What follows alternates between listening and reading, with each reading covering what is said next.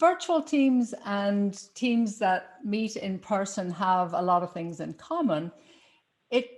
I think the first thing to do is just embrace it, first of all, because we are here and it's not going to change anytime soon. And then we may be in a hybrid model anyway. So I think when you connect with people individually, first of all, so if someone's new to a team, throwing them in and not giving them some sort of onboarding process or connecting with them, or especially, I think, because of what we've been through in the last year, understanding what people are going through on a personal level.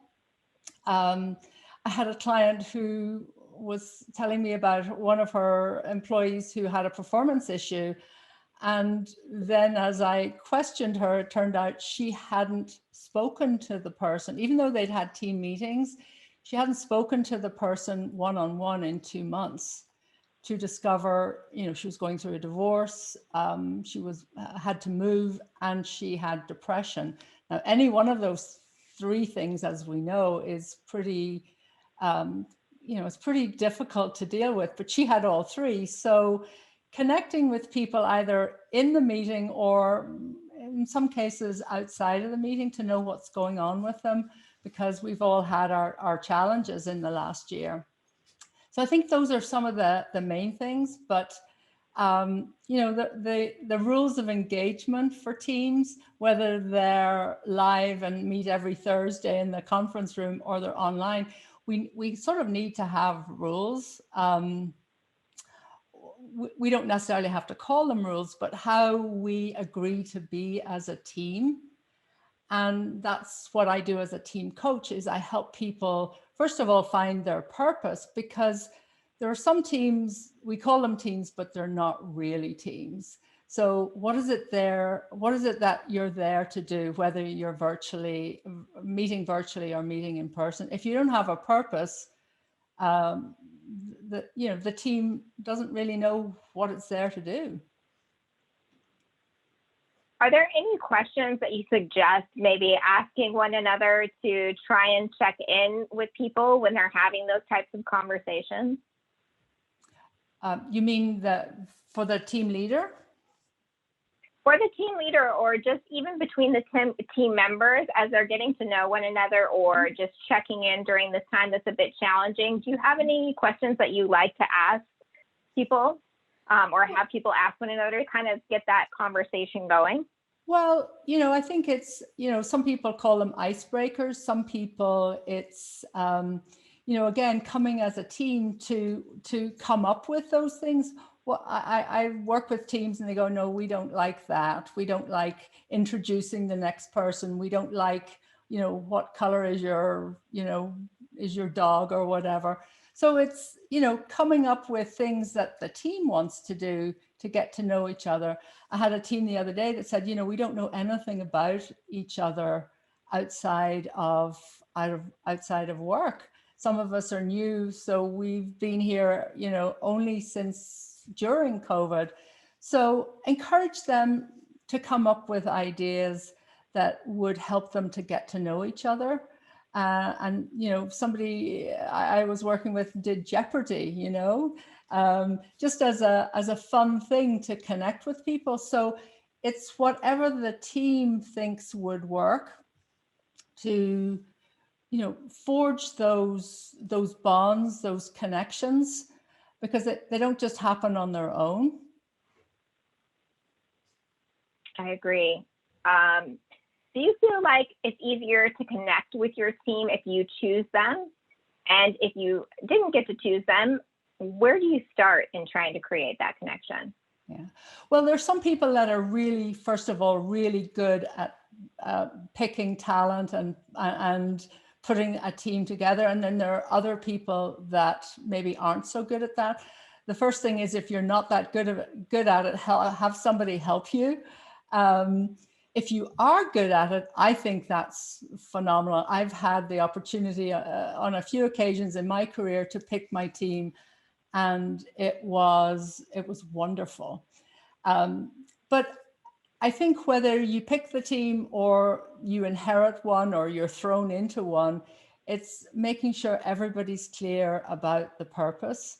What are you there to do? Not just the goal, but the purpose. So are you there to build the best medical device to cure diabetes? Are you there to help the community if you're a nonprofit? So what is it that you're there to do? And does everybody know the purpose, and can everyone articulate it? And then what kind of culture do you create for the team? Not just as the leader, but the team members. And not every team is ready to come together to create that culture, but if the team isn't ready, the team leader can do that by, creating what we call psychological safety. And what that means very simply is creating an environment where everyone feels safe to say what's on their mind. So if you have a team leader or someone on the team that dismisses you when you bring up a certain topic that might make people uncomfortable, or it might be the elephant in the room, if you can't feel safe to say what you have on your mind, or you feel like someone's going to ridicule you or take some sort of retribution against you, those are the sorts of things that whether, regardless of how the team comes together, if you can even create those two aspects, I think your team will be a lot more successful. I think that is so important. I've been in teams that have psychological safety and teams that don't, and it really makes a big impact. It also, I feel like, gives a way for innovation, right? Just allowing creativity to come out because people feel free. I noticed in the article that you put on LinkedIn, you talk a little bit about psychological safety as one of 3 themes. Can you kind of talk through your article a little bit and what you're seeing in this area currently? Sure. Well, I mean, I use the analogy of a sports team, even though I'm not a huge sports fan, but I used to play field hockey back when I was a young girl in Ireland. And, if you put a team on the field and you say, they'll all go after the ball, and you might win the game or you might not. But if you have a purpose, usually for sports teams, it's to win the game, right? If everybody knows what their role is, if everyone gets to participate, use their talents, and then can speak up in the post-match debrief and say what's on their mind. So the purpose of being there, now for some people it's lofty and it's philanthropic. For other people, it's, again, making the best widget or whatever on the planet, or creating a brand, or creating some sort of technology that's cutting edge. But not everybody. When I ask executives on your leadership team, does everybody know what you're there to accomplish? And very often the answer is no. Or they'll give you an answer, but it will not be the same. So again, it doesn't mean you won't succeed, but you will succeed so much better when you have a purpose that everyone, first of all, buys into, and that everyone can speak to. I mean, the second thing, like we talked about, is the psychological safety. I'm sure, like you said, you've been on teams where it has existed. I've heard leaders or participants even say, well, we're not going to talk about that. That's not on the agenda, and I don't think it's important. So you can almost see people get smaller, they disengage, they feel less empowered. Sometimes you feel like you can say things, but afterwards someone will take you aside and go, well, we're not going to, we don't do that here. So again, it's up to, for teams, often it's put on the team leader, but in more more probably, I don't even want to use the word sophisticated, but more experienced teams, it's, you know, as a team coach, you try and get everyone to come together to come up with those standards, those rules of engagement, whatever. And then the last thing I wrote about in the article was stakeholders. Again, sometimes teams are very, very focused on the task at hand or the goals, the immediate goals, and they forget that they have stakeholders, and they could be the board, it could be their members if they're an association, or it could be their customers, or it could be any number of stakeholders. So what are their needs, and is the team aware of them? And are they meeting those needs? And if they're not, how would they know? So it's all of those things. So I think, again, there are lots of teams that I work with that are not bad teams or doing an adequate job, but what are some of the things that they could do better? And sometimes they're not even aware of it. Like, I'm sure you've been in a team where everybody talks over each other. Of course. Yeah. And then there are the people that come late, don't say much, kind of grunt, and leave early because they've got an important meeting, even though this is on their calendar every week on Thursday at 3. And then there are people that talk too much, the people that hog the airways, or people that withhold information. So these are all things that will not necessarily derail a team, but they can certainly make you less functioning, less high functioning, and less successful. Thanks for sharing some of those. And I think, you know, those are around a little bit of personality and things to maybe watch for. Can you talk a little bit about what types of talents are good in building a team? What types of talents we should have on our teams, and why? Well, as you know, I use the Gallup Clifton Strengths Assessment, which there are 34 talents in total as identified by Gallup. And when you take the assessment, it basically gives you your top 5. And the one thing about talents is there are no good talents, there are no bad talents. They're just your talents. And the key to success, as the guy who invented all of this, you know, he started off with the hypothesis that there are these mysterious talents that if we can find them or cultivate them, that will make us successful. But he had to end up coming up with and throwing that hypothesis out and realizing that if we use our talents and we maximize those, first of all, we have to be aware of them, but then if we can maximize them and use them every day, that will make us successful. And that works not just for us as individuals or as individual contributors or as leaders, but especially as a team.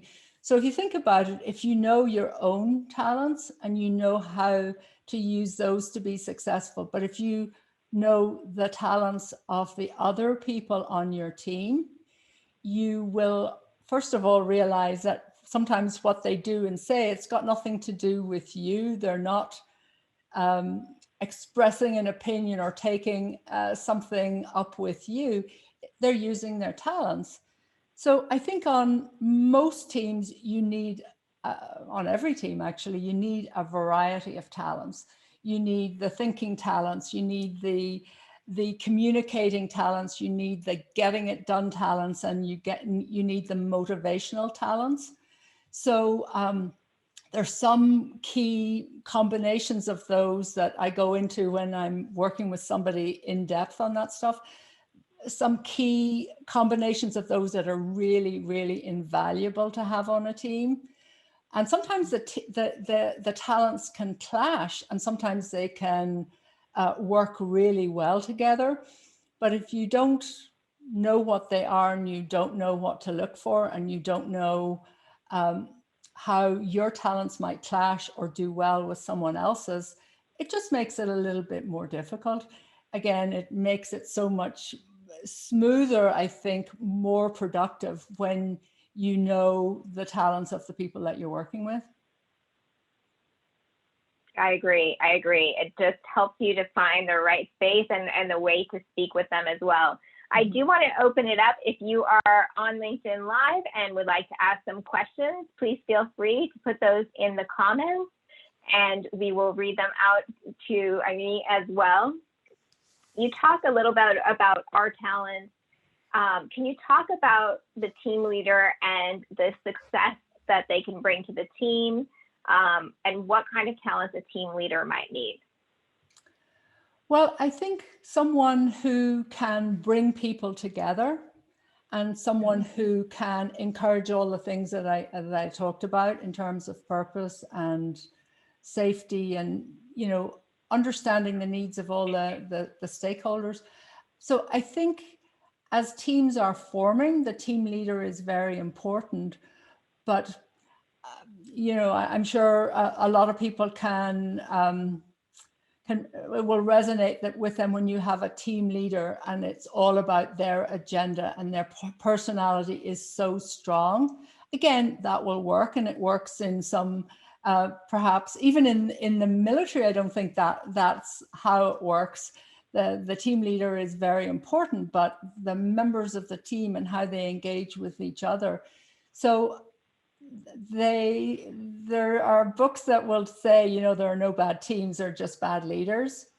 And sometimes you find that the leader is the fly in the ointment and the leader needs to go. But I think, again, in teams that are more well-formed, the leader may set the tone, but it's the team members that really will ultimately make it successful. Agreed. At what point do you think a team is ready for some type of coaching? Is there a signal or, you know, a maturity level that they want to reach before they're ready to have somebody like you come in and help them? Yeah, well, I mean, just so, because I have the strategic talents, I always think start with the end in mind. The end in mind for a team coach is that they will be able to coach themselves when you've moved on to another team. But you're right, not every team is ready for that. First of all, if they resist it, if you go in and you do a diagnostic or discovery with a team and half of them say, no, we don't want you here, that's a pretty good sign. That's kind of obvious, but you know, sometimes there is so much dysfunction and things that need to happen first, maybe some team building or some training. I'm experiencing that now with a team. They're not quite ready for a coach to do some of the things we just talked about, but they do want to get better. They could probably benefit more with some training or some sort of facilitation first. But I don't think anyone's uncoachable if they want to be there. And it's just, you know, are they ready yet? What stage are they at? You've worked with many teams, many executives. Can you tell us one of your turnaround stories? I would never use the word turnaround when it comes to people, but I think— Or bright spots. Bright spots, yeah, maybe. That's a better term. What gets me, what really thrills me and why I love this work is when you can see somebody who's very smart and really cares about what they do, but they just don't have some skills. I was working with a scientist last year, really great guy, big heart, working in a field that really added to the world, if you know what I mean. But his listening skills were really bad. You could see, you know, when someone was talking, he'd be formulating the answer in his head. And also because he was so smart and so knowledgeable, he wanted to share that with everybody. But on the receiving end, it felt like lecturing and I'm the smartest person in the room, which by the way, he was. as often people are who are very smart and have very high IQs and are technically brilliant. So what we really worked on together was helping him listen and just pull himself back, because it was so full on that it was overpowering, and actually nobody wanted to work with him was the bottom line. But so, you know, behavior, fortunately, is something we can learn and develop and change. And he did that. You know, is he, you know, would he get a gold star or 10 out of 10 for listening skills? Now, I don't know, but that's not how we measure it. But you know, it's great when he was able to see himself engaging in some of this behavior and pull himself back and either just be quiet or let other people talk or use some of his talents actually to teach and use more of the things that he had never employed before. So I think that was one of the people that I worked with recently that I worked with that was, I think, really meaningful, because again, he was such a great guy and he was doing unbelievably brilliant work for the community. I love that. And thank you, because you're empowering people who empower our communities. You work so much in our community. It's lovely to see, you know, making that individual impact that's going to like empower more communities. So that's lovely. I have put your contact information into the chat window on the LinkedIn Live. And can you tell us a little bit about your practice, your coaching practice, and your business? I'd love to hear about that. Sure. Well, I'm a boutique firm working with coaching, leadership development, facilitation, and now team coaching. And I think, you know, I've worked in my earlier career with tech and entertainment. So I think those types of people maybe are drawn to me because of that. I was also a recruiter for a long time. So I loved putting people in the best jobs. So I do some career coaching as well, and also onboarding to help people be successful in their first year, because a lot of people leave within the first year of a new job. So I do that, and I end up, I think, working with the I call them the tech-ish people. They could be in software, but they might be engineers or in logistics, or again, maybe have been promoted because of their technical skills, and then they get to that stage where their technical skills, whatever those are not enough. So they need leadership acumen. They need to develop those really powerful people skills that will take them to the next level. So it's a lot of it is the same, working with teams, except it's a lot more complex. They're, as we know, more dynamic, ever-changing, complicated. But that's even, I think, more impactful and, you know, can affect a lot more people. I love that you touched on, you know, if those in career, changing their careers. I know you've helped a number of my own friends. I've benefited from your very large network. And so I really appreciate that you really take somebody through the life cycle of their career, right? You have all these experiences that take them from, you know, transitioning to onboarding to being great in your role, and then also that trajectory of their career path. How do they get up it? And so I love that you have all the pieces to it, and you can choose which one is best. That's an amazing thing. Mm-hmm. Can you talk a little bit about what is inspiring you right now, either in your role or just within the world at large, either way? Mm-hmm.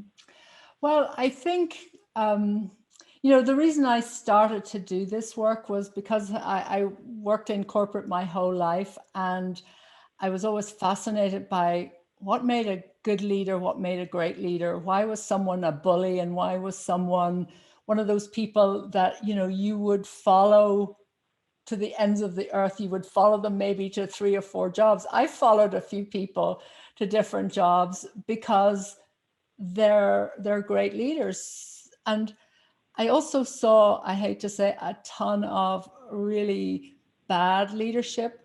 And it used to really, I'm not sure what the right word is. I was always sad and feeling very disempowered because that affects so many people. So helping someone develop their leadership skills, and let's face it, you can develop leadership skills. Yes, some people are born as leaders, but leadership skills, emotional intelligence are things that we can learn and develop and grow. And when you think about these days, we're all working on teams, or most people that I work with in companies, global teams, virtual teams, multicultural teams. Again, a lot of us spend our lives on teams. So how can we make that more meaningful? How can we make it more impactful? And how can we be more successful? Because, I think when, like we said, when you're engaging in your talents, you're going to not only be more successful, whatever success means to you, but you're going to be more fulfilled. You're going to be happier. You're going to want to get up and go to work, or, whether that's in your pajamas next door or not, but also, your sense of well-being. And to me, those things are much more important than your title or how much money you make. Not that those aren't important, but all those other things have to be there too, to, I think, make us balanced and happy. So I agree. It's so important. Go ahead. Sorry. I was going to say, so for me, what excites me always is helping people grow, helping people develop skills that they don't have, because just like we said, we all have our talents. So you're a great communicator, you're great at connecting with people, and that comes naturally to you. For other people, they'd rather stick hot pins in their eyes than do what you're doing right now, or do the networking meetings that you do. So, but they have to do it in their job. So it's helping them, again, embrace it, be aware, and get better at it, whether that's you as an individual or you as a member of a team. Agreed. We are about time. Did this bring up any other thing you'd love to share with the audience? Any other tidbits before we wrap up? I think on the topic of talents, one of the things that, that I always love talking about is, you can call it being true to yourself, but understand your talents and understand how they may be holding you back, understand how to help them or have them help propel you forward. So, Oscar Wilde said, be yourself, everybody else is taken. It's kind of a version of that. Talent envy, a lot of us have that. We all grew up being told what we should do and focusing on the D versus the 3 A's that we came home with. So it's focusing on what our natural talents are and growing those into strengths.